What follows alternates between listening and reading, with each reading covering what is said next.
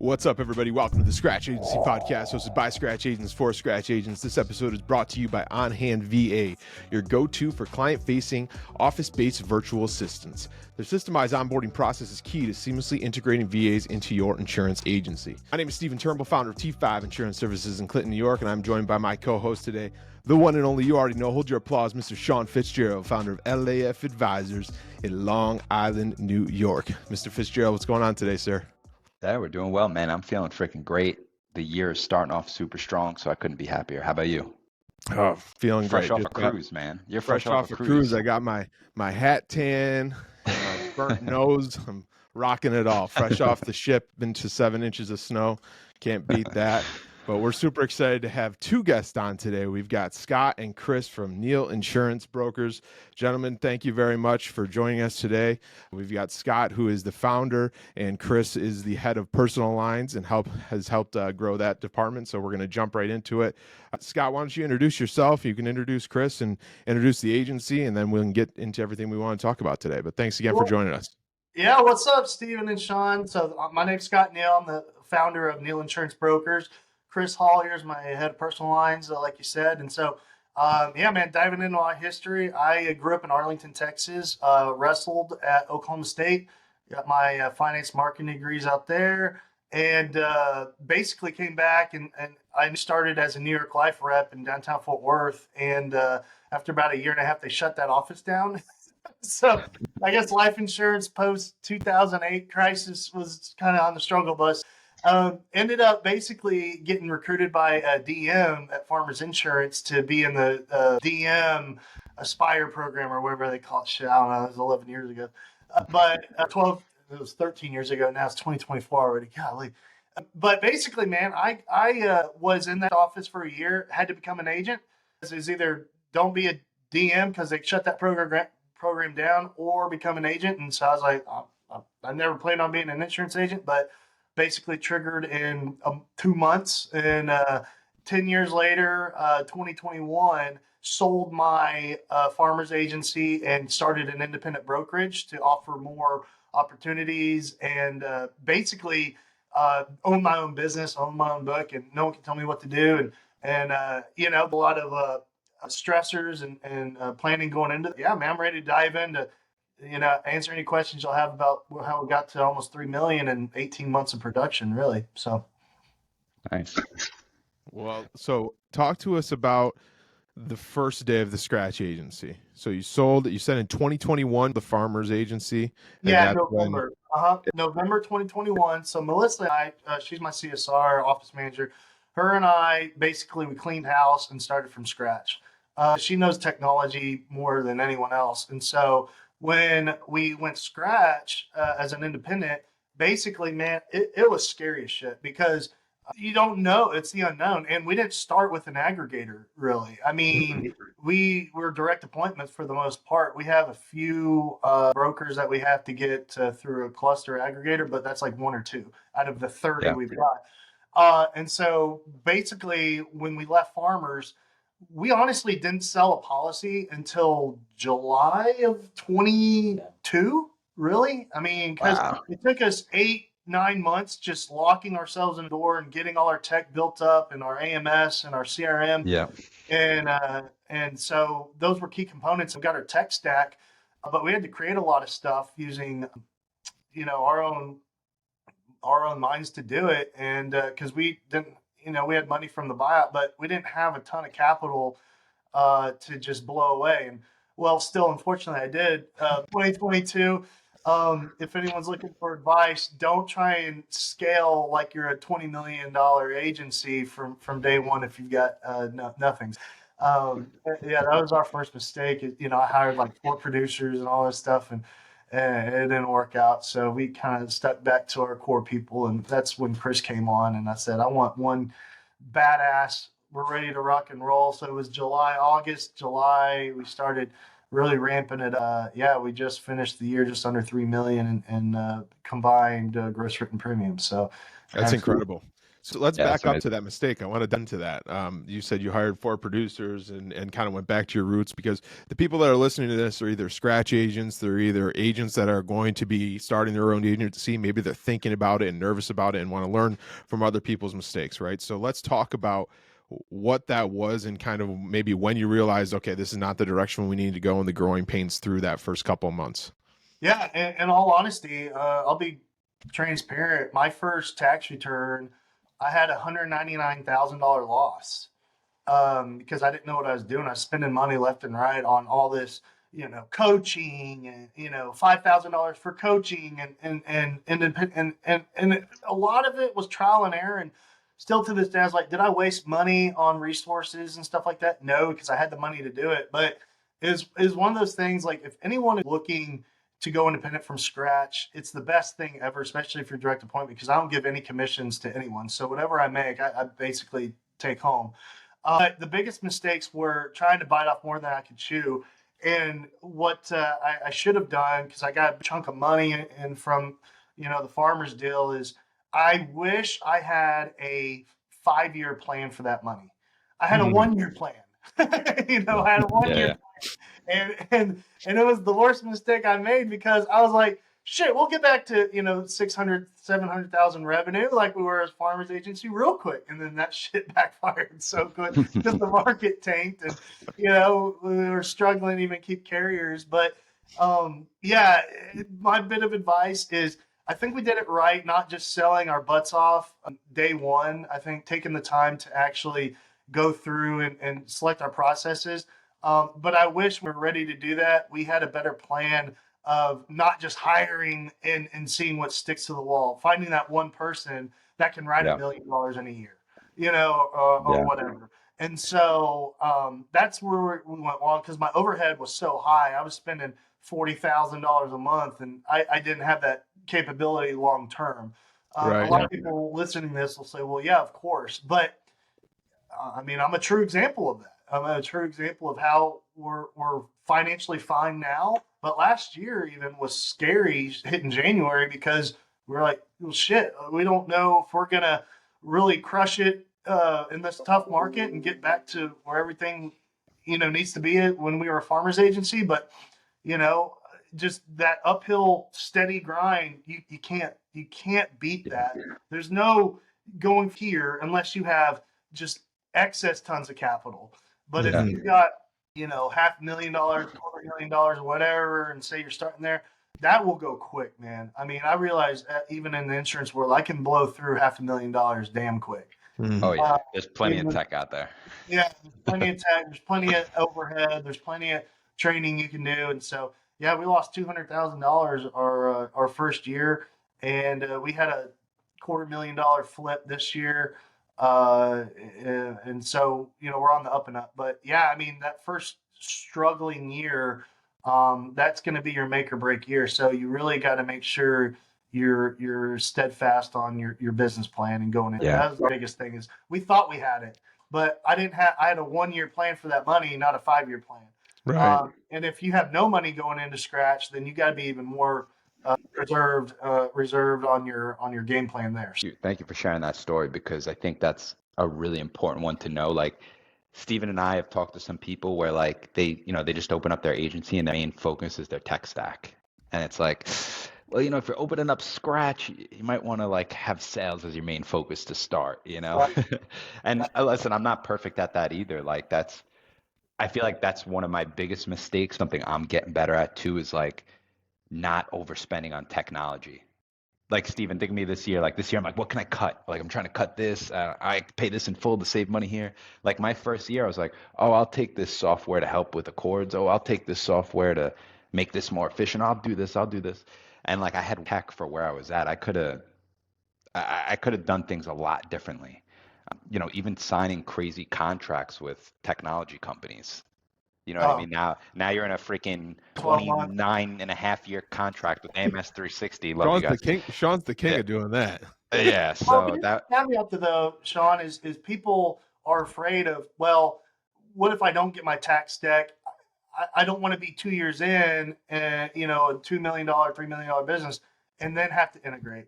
That was our fear. We want to start here with our tech Yes. stack and have it just grow with us because we're used to it and trained on it and stuff like that. Because you Yes. hear about agencies that are 10 years in and they're like, we still use Google Docs to Yeah, yeah. I think and it stuff. depends on the capital you have when you start. If you have Exactly. nothing, I don't know if it makes sense to go out and get, Applied Epic, So, I mean, I look at now, there's some agency owners that micromanage money down to a T. I'm not that smart. I'm really not. Yeah. But I would definitely keep it to if you have no revenue coming in, really, really set your budget. Overhead's going to be or should be when you're growing your business because you want your producer or if it's just you, make sure that you focus on what your capabilities are, and then you can build your tech stack around you and what you're comfortable with. Me, I kind of I refused to just work 18-hour days, a producer in my business, even though as a startup, I still work pretty good hours and still produce and do things like that. But I didn't want to be just tied to my work in this business and just hate myself after a Yeah. year and be burnt out Yeah. already. So I did spend the money on quality people, and I found Chris So- through hiring service that works with, I forgot the name of it, but they work specifically with insurance agents to find recruits. Nice. And Chris was a good spin to get that done. And basically, you know, I wanted to extend myself. It's one of those things that I've got 2 kids now. I've got a 2.5-year-old and an 8-month-old, and I'm picking them up at daycare at 4:30. Like I don't care. That's my job, and I do that, and I do dinner and all that stuff. So people don't have that. It's just them, and maybe they're younger, not married, or have kids. Yeah, work 18-hour days so you don't have to spend money on as much overhead like I did. But that's what worked for me. And Mhm. so Yeah. now I can leave a day or two or whatever, and my staff take care of it.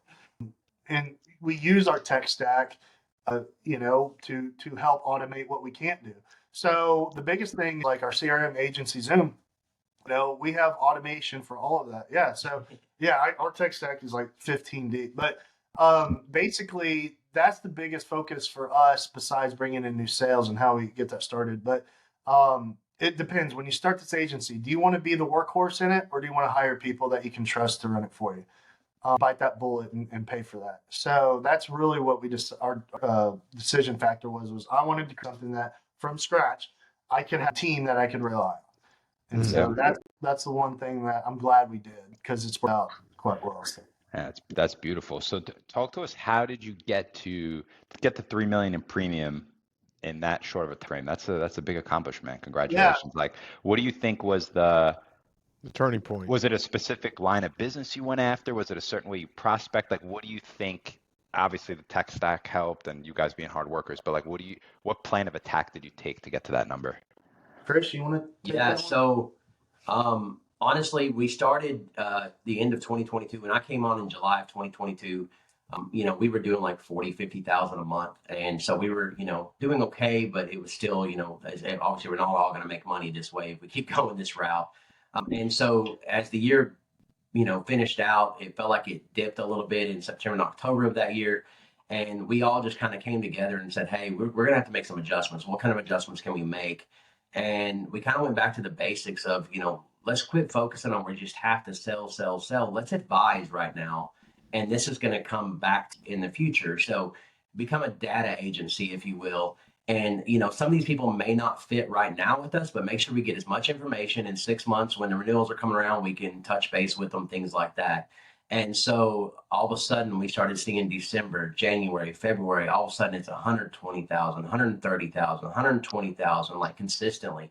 Scott was out almost a month of April this last year with, the baby and getting ready for the baby coming and trying to be there for his wife and everything else. And so Melissa and I just were like, all right, got this, go do your thing. We're going to be fine. And I think we still did $110,000, $120,000 that month. It's incredible. And that's with very little to minimal commercial stuff even being touched at this point. We haven't even really gotten into this. Is personal line stuff. And so it's really been advising. It's just literally having a conversation with a client and saying, here's where you could do a little better and here's why it would benefit you, and explaining it, whether it be the coverages or state minimum right now and in Texas. I mean, that's not great. I mean, I know some Yeah, other yeah. states are worse than that, but right now the average new car price in Texas is 58,000. The state minimum is 25,000 on personal damage. I mean, personal property. It's like that's not covering much. That's Yep. understand they just never have had that discussion because all they're doing is getting online, or they're just getting some random Joe Blow agent that's just saying, "Oh, you want insurance? Perfect. Here's the state minimum. Here's what I can do. I can get it for $120 a month." Yep. And that's all. They don't know what they got. They don't understand it. Yeah. And so we do loan videos for all of our clients after the end of when I'm quoting them, and I determine, hey, it's Travelers or whatever carrier we've got that we're using for this age or this client. And I go in and we do a loan video and we break it all down. Here's what you were paying. Here's what your limits were.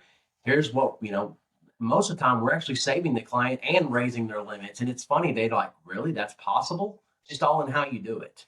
And Yeah. so, clients really respect that. And I mean, just this morning, we've had 4 referrals overnight that, were people that either I've had a conversation with that I didn't sell that have now said, hey, you need to call this guy. He couldn't help me, but you really need to call him. And we're getting that left and right that we're not even cold calling anymore because we got so much just, stuff coming in that way. And it's just continuously growing. Yeah, we ran a stat. Basically, as a farmer's agent, 20% of our business came from referrals. Just because you're one company and it's limited, so referrals for our agency specifically wasn't as good, and we didn't have technology stacked to really ask for referrals either. With our agent gets an email or a text blast for referrals, so it's a little bit different. But over 80% of our business came from referrals last year. Wow. Over 80%. I spent, we bought some really crappy leads. I think I spent, Yeah, I've been there. yeah, we kind of dipped our toes into that. Don't buy internet leads unless you're just got a telemarketing force to do that for you. It's a joke. But our close ratios go up and your retention goes up. But it's one of those things that Chris was able to do that because he built rapport with these people. And I've always had the idea of, like Chris said, we're a data agency right now in this tough market. We're not an insurance agency. It's like Tesla. They're a data business. They're not a car business. All they do, they collect data. And so that's the big mindset we have is because whether it's 6 months or a year down from the road, we're going to win that business. And so basically we're able to pull in just a wealth of knowledge from other resources and relay that to our clients, especially with other carriers and getting to know all these markets. And it's really just built up a huge trust funnel. And so we're getting this drip of people over time. Anyone listening to this that is new, I highly, highly advise dumping I'm going to send you a PDF quote. There's so much commoditization. I'm not sure if I'm saying that right, but people look at price first. They'll look at coverage A or deductibles on their auto insurance, and then they'll look at price. When we do our loan videos, own summary that we've broken down, we do a compare tool, and then we basically send it to them. The last thing we talk about is price. So they are forced in that 3-minute video to look at their coverages. That's the only way you're going to bring in your ideal clientele. And we've got a 2-page docket of what our target market is. So if we're basically doing the process right and we're fitting the right target market, the price is not going to be the biggest issue. And it's not. That's why 70% of the time we're going to win if we're around the same price or even a little higher, because people are they want to get back to someone they can trust. And these people that bought online, oh, well, this wasn't covered, or this company sucks because when you buy online, you didn't know you didn't have uninsured motorists. Yep. Because you're looking at, oh, what's that? How'd you guys do so I know now 80+% is referrals, which I actually want to dive into more after this next question. But how was the initial prospecting? Like, what was the initial prospecting you did to get the people in the door? Was it, I know you mentioned cold calling real quick. Was that what it partially came from, or did you networking? What did that look like? I'm not the best networker. I'm more of a caller. I'd rather spend that time calling. Everyone's different. Like people. I was actually horrible with cold calling, but then I would call the client 3 times in a day and not get a hold of him. The minute Scott picks the phone one time, all of a sudden he's got him on the phone. So we just worked between each other. Hey, you do this, and I'm going to keep on quoting at this point, or whatever was working as a team. Yeah, that aspect too. We did have data. So we rolled Yeah. over from Agency MVP, which is the system a lot of farmers agents use, a CRM, and we moved that to Agency Zoom. So we were able to reach out to old leads that had opted in, and so that was successful. And then our non-compete with farmers, and we got quite a bit of that business. I think we got 65% of that book Wow. back in 18 Wow. months. And the ones that we couldn't is either for claims or whatever. I think when you say majority of it was claims or Yeah. whatever with Yeah. our farmers, but and with the strict market, you can't Yeah. really do anything about that. But yeah, just hammering the phones, really working on building that book. And then we had our Social media too. We did do some social media stuff where Scott likes to do posts and videos, Yeah. and then here at the agency we all share those posts. Or Scott and I'll do a 3 or 4 minute video just talking about the market. Hey, in case you didn't know, rates are going up. Here's why. And we'll do put it on Facebook, and then we're all sharing it, and then our families are sharing it, and we're getting business that way too. I'll get Facebook leads, pretty consistent. Yeah. Scott's getting I get a lot of face. So I'm in a new development, and I get a ton of people that are like, "Hey, our neighborhood's called Viridian." So on a Viridian residence page, someone will ask, "Hey, who's the insurance guy in here?" And I want to be the guy that 10 people mention in that post, and it happens because I've really done a good job of educating those clients. Even people we don't have in our books still refer us through our neighborhood page because they're like, "This guy does a good job." That's awesome. Yeah, and so the thing of you got to understand this is relationship business, and so whether it's a prospect that you're $5,000 higher a year on, always having hindsight that did I do everything I could to where they're going to call back in a year when they get that double rate increase or whatever. Yep. So we're gonna.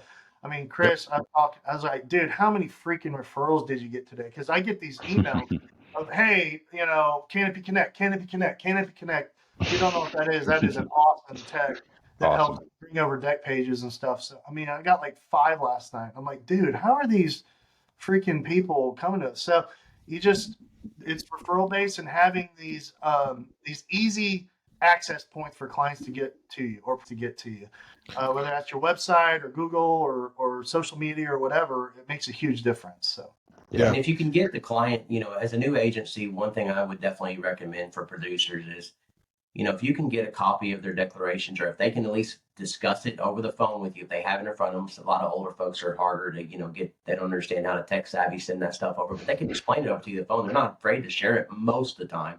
Some are, they feel like that's going to change their rates. However, they tell you the information, we get it.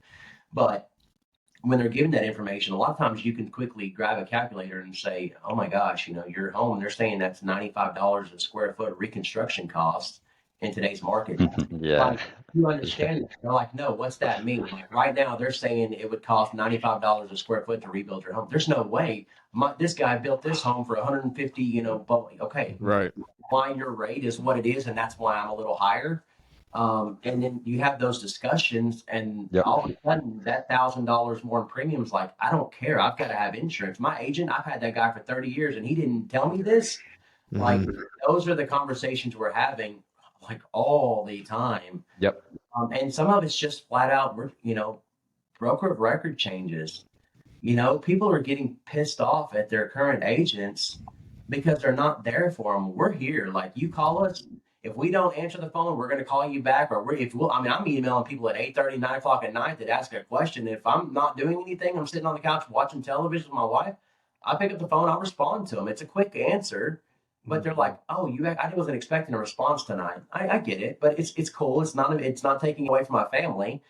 Yet I'm answering that you were concerned about. You're not going to be pondering on it all night long, which is going to stress you out. And obviously you're not going to be then thinking, I need to go online and ask more questions, or then you end up talking to somebody else that I don't want you to talk to, obviously. Right. Yeah. Because people get impatient. We get it. But broker of record changes, man, we've been doing those. I mean, yeah, we Well, it goes down to the value you're providing. You're in the communication. Scott, I really appreciate you bringing Chris on, because I think this is the first opportunity I've been able to ask this question. So I want to ask a 2-part question to Scott and then to Chris.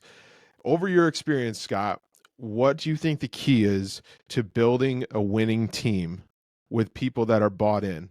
And then Chris, I want to hear your side of what is it that Scott does as the agency owner and the agency culture, or everything together, that gets you bought in and gets you excited to come in each and every day and win? And we haven't, Sean, correct me if I'm wrong, we haven't had the opportunity to ask that question. I think it's No. super cool. Yep. Yeah. Yeah. I mean, Chris is $1 million producer in a year. I mean, so he came from, my advice is be cautious about hiring from insurance to insurance. Chris sold Hyundais or managed a Hyundai dealership and service department in good old Decatur, right? Yeah. So, I mean, dude, and that's, if you know anything about Decatur, it's hard to sell Hyundais there. Some country bumpkin. And he turned it around, and they each are ownership. So I found him through, like I said, the recruiting service for insurance agents. And basically, what's interesting is with the ability we have, because when you're a farmer's agent, you're limited on what you can have for third-party technology, and that, there's certain things that violate your contract. When you're independent and you start from scratch, it's whatever you build it. And so I said, because I've had 7 staff before as a farmer's agency. I said, how can I have half the staff and produce double the numbers? And that's really what we did. And it starts with your people. So my big key is, I know this is probably irrelevant, but unlimited PTO and no time clocks. Everybody's on salary and plus commission and bonus. You can hire a team that you don't have to micromanage their workload or whatever. If Chris is done and hit his numbers a week, he can have Friday off to go to Six Flags. I don't give a shit. I don't care. He can do whatever he wants.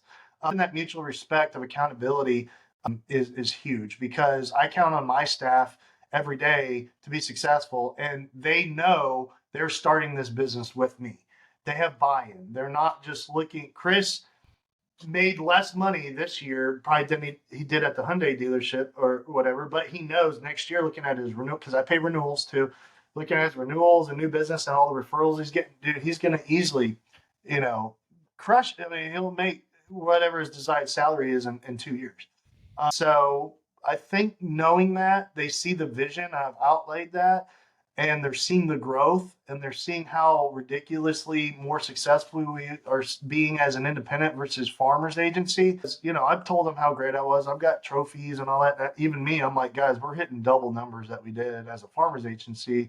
And, we were a $7 million book. So, it's one of those things that we're getting back to where we were financially in 2024. So really only a year and a half, 2 years of working this model, we're going to almost be back financially where we were and a third the time. And so my team is that every day, and their paychecks and their lead workflows and all that. So, but yeah, I mean, hiring and training, really making sure they understand the systems. We don't sell on price, that we sell on value, and getting the systems in place. So when they sit down, it's a turnkey process. Yeah, I love that. I think the biggest thing you said there was making sure that he understands and sees what the long-term picture is. Like if you can, I don't even want to say sell someone on the dream, but that's kind of what it is. Like you're explaining to them what the possibilities are in this industry.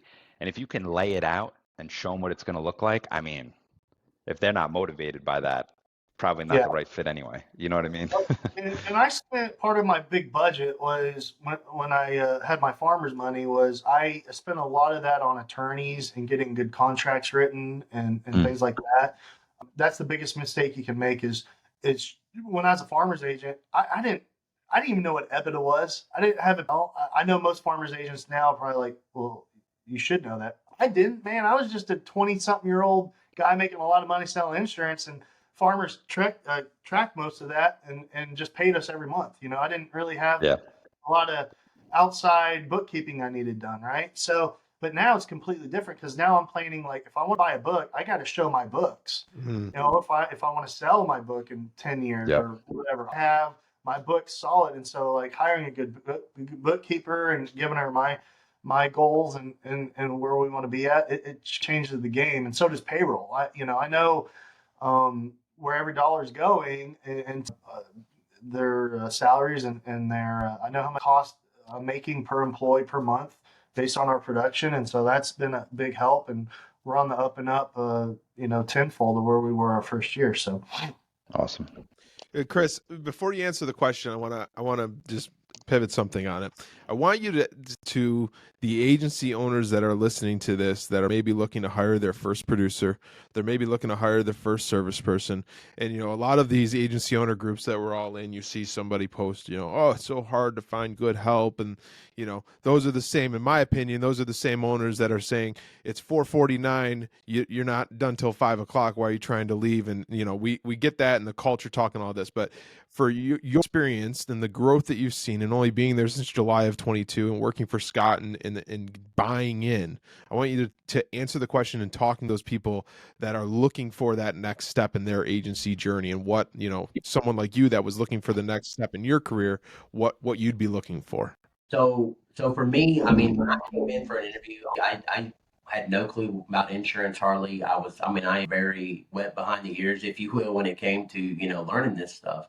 And I came in and sat down with Scott, Melissa, and then Lena is Scott's wife.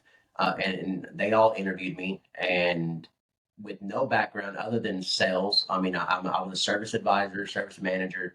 And so, that was my experience, but I knew clientele. I knew how to have conversations with people. I knew how to discuss things with them. And that's what they were really looking for. Before that, I had general manager with restaurants and stuff. So once again, it was service, talking to people, wanting to know what they need, what they're looking for, that kind of stuff. And so when I bought in, I was hired on the spot. They felt like I was going to be a good fit. I came in, I was scared. I took my test like 10 days after I got hired on. I went home, started studying. They did provide the program. Scott, do you remember the name of the program we used for that? Oh God. Like Exam FX or something. Exam FX or something. Yeah. Scott said, I'm going to take care for you. I'm going to provide it. I need you to really go home and study. He said, I'm not going to lie to you. A lot of people fail it the first time. It's not uncommon, but go home, study it. I need you to get your license. That's one thing that we're going to have. Perfect. Yeah. 10 days later, I'm at a college doing the test. I passed it with like a 74. I mean, I was excited because I didn't really care. It's ain't about GPA at this point. I just needed to get past. And that started my journey. Now, the first 4 to 5 months, I was stressed out of my mind. I mean, I was cutting into my savings heavily just to make ends meet. Scott was still helping. Scott was still training me. He bought into me as I was buying into the company. And I would say for the first 4 or 5 months, I was still not 100% convinced that this is where I was my long term. By around December, I began to see things with Scott and myself as what we were doing. And I began to buy into the company itself and what we were doing. And then we made some changes. We let, another person go that was here at, a couple didn't even cut the, slack the first 4 months. And then the other one, he was kind of, I would say a little bit under me because I was helping him in a lot of ways get through what he was doing. And we had to let him go because at that point, we know how much further we were going to go. Yeah. And then January hit. And I was like, oh shit, I just blew through all the money. I just realized it. So Scott was, in paranoia mode. Now as an employee, I'm like, okay, how much longer do we have? Like, this is serious. Mm-hmm. And as we're letting that guy go, I'm like, okay, this is going to be on me for the personal lines. And I basically took ownership, but Scott's been one. I mean, even in my first couple of months, 2 months in, my wife ended up having to have gallbladder surgery. You got COVID. I got COVID. I mean, you name it, it's happened. In the last 18 months, like right now, my dad's in the hospital and getting an amputation tomorrow. Like, there's constantly been something going on in my life. I have 6 kids where my wife and I are a blended family. I've got a full-time home, like life crazy. But when I need something and my family needs something, I'm not kidding you. My daughter's sick. I brought her up here and she's laid in my office at my floor, kicked back. Scott's, providing, helping, whatever he can. We've bought into what Scott's doing for us. Like he loves us. He loves our family. He's there for us. If our paycheck's been short for whatever reason, if, let's just say we did a lot of mortgagee pays and we're not going to see, we're not going to see that till, another month because it's a 30-day delay. And that check's really shorter than Scott's helped us. Scott's been there for us. And so we've all taken ownership. Like when we had our meeting here this last couple of months about what the plan is for 2024, Melissa and I have really taken ownership in the company that where this is our company at this point. What do we got to do? And we're telling Scott, hey, we don't really need to spend this. Let's get rid of this. Like there's no Everybody's sense bought in. red for us buying into it. And, you know, like you said, the unlimited PTO, that goes a ways. Cause I come from that service world where if you ain't there, you ain't making it. And, but I'm still putting out 40, 50, 60, 80,000 in premium every month, even if I've been gone a week. I mean, I play tournament paintball as well. And so there's times where I travel for the weekend and it's a 3 or 4 day weekend. You know, I fly out to Florida in November and Scott's like, go win it. Let's go. Better win. Yeah, you better win. But it's that respect that he has for us and our personal time means a lot to where we can still have a life and yet we're still providing for our families and we're still doing what we can for the company because ultimately we want to see this company succeed as bad as he does. I know sometimes it doesn't seem like that some people would be that way, but if you don't have those kinds of employees in your building, you don't have the right employees. Because if the company's making more money, you're going to make more money. But if the only focus is you making more money, then you're there for a paycheck. And 9 times out of 10, that's not the right employee you need in your business, especially in this business. Yeah. Right. I think Sean just logged off to go tell everybody they have unlimited PTO now. Yeah, and here's the deal, man. Someone watching this, you know, there's some agency owners out there that are, I hate to say it, they're good, they're better at what I do, but they're a-holes. Like I would never work for them. You know, they probably will grow to 10 million in 5 years, you know, or you know, doubled what we did in 18 months. But that's not, dude, I'm so chill, man. I was born in California. Like I've got a set level of income I want to make and all I want to make and time and is my best friend. And I've got 2 kids. Like, I'm not working, you know, even 12-hour days, man. I've set this business up to be happily married, happily employed by my team. And so that's and another thing with the whole, you know, Scott is, you know, gives us that time. We don't take advantage of it. It's not just, you know, it's stuff we've got going on and we've discussed it with Scott and we're the kind of people that are taking advantage of it where, you know, 100% of the time that we're taking that advantage. Now, the one thing with that is a lot of people will, if you're not careful, and you got to know who you can trust in that. And that's where you have that right people in your business where that can be, you know, even an option. Yeah, I was gonna say, just to build off that, I think one thing that I'm sure that helps build the trust with Scott between you two is like, Scott, you seem like a very transparent person. Like you are telling him everything that's going on in the agency. You're not hiding anything. You're telling him this is where we're at. This is how we got to come back to get to the numbers we need to get to. And I think that transparency goes an extremely long way. And I do the same 100%. thing with Ryan, who's the producer in my office. I'm the same way with him. Hey, this is where we're at. This is where we need to be. This is what happens if we don't do this. This is exactly where we're going. You know? I mean, you can't really be the secret bearer of all the numbers if it's a startup, especially, and you've got staff with you. You can't really be a secretive person about it. You got to be honest of what your plans are, and you know, Melissa knows our too, and so you know, there's a point when you're a certain employee levelship, it's okay to have that. You know, they don't need to know that isn't necessarily, but if you're starting out, you've got to be transparent with core group, For sure. the good, the bad, and the ugly. And so I think being super transparent with them, not only with how I'm doing or how I'm feeling or whatever, we're all on the same page. And so that's another thing is, man, there's probably people that are going to start scratch that take employees over from, you know, their old captive or whatever. If that person's poisonous, man, or you just have them around because they know more than you, but they're like, no one likes them or they're just a pain in the ass to deal with, get rid of them because it's, Agreed. I mean, it's like breaking up with your fiance. It's probably the hardest thing to do, but you got to do it. Yep. Totally agree. Getting the right people on the bus. We talk about the energy bus, one of our favorite books we talk on here, and focusing on getting the right people on the bus. And we got a friend that's kind of going through that with the transition of their family agency. And, you know, it's exactly right. Take the time, make sure you got the right people. And like Chris says, when you get bought in and you see the owner's vision of that, it makes it, there's a different feeling. So Man, guys, we really appreciate you taking the time. Scott, just wanted to wrap up with one last question that we always ask everybody. If everything changed and tomorrow morning you had to start over again from zero, what is one thing that you would do differently?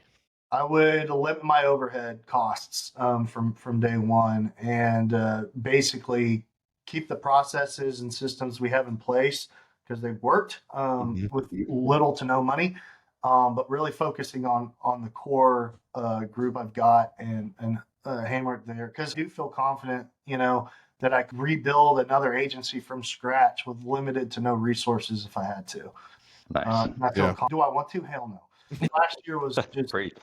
but the fact that we're on the up and up, and and we're doing well, and I may not be the best guy to talk to if you want to be a $10 million agency in 2 years, but I'm sure as heck if you're starting this and you want to learn how to make 200,000 in revenue for yourself in 2 years, then I'm probably the guy to talk to, and take home that, and then make sure you have enough to pay your staff and all that. And we're at that point already. So, we got through where we wanted to be, and everybody's provided for. So if I had to do it again, I would be able to do it. So I feel confident. Love it. I do want to throw one more thing in for those agents, continuing on what I was saying a while ago, is keep in mind that, the attention span for a lot of people is not as long as what you want it to be. So if you're thinking they need to be 12 to 14 hours and that's going to be productive, they're probably only productive for 6 of that, maybe 8 of that. Mm-hmm. So keep that in mind while you're trying to run them into the ground and thinking you're going to be getting all this extra premium by doing that. You're probably not. You probably could have got the same results for 6 or 8 hours of that day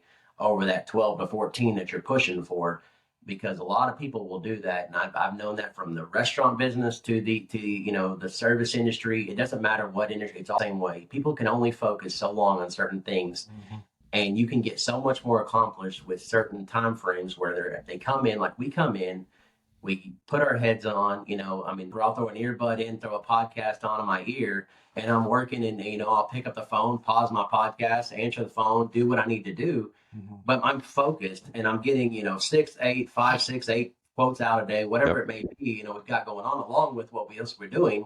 But, you don't have to have those 12 to 14 hour days. That's just, this isn't a labor job where we're, manually doing stuff. It's a lot different. And I feel like we get more accomplished in a shorter time frame than a lot of agents are doing in these, 12 to 14 hour days that they're putting in. And it's like what Scott said, when, coming from farmers, how can I do this with half of the people and double it? And you guys are on your way to doing that. So it's super exciting.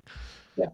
Guys, thanks so much again for joining us. Scott, for anybody who wants to reach out to you guys about the agency or anything, what's the best way to get in touch with you? If just either you said something and they wanted to pick your brain on it, what's the best way for them to do that? Yeah, it's just Scott at Neill Insurance, Scott SCOTT at NEILL Insurance spelled out.com, or you can call or text my cell phone at 817-368-3547.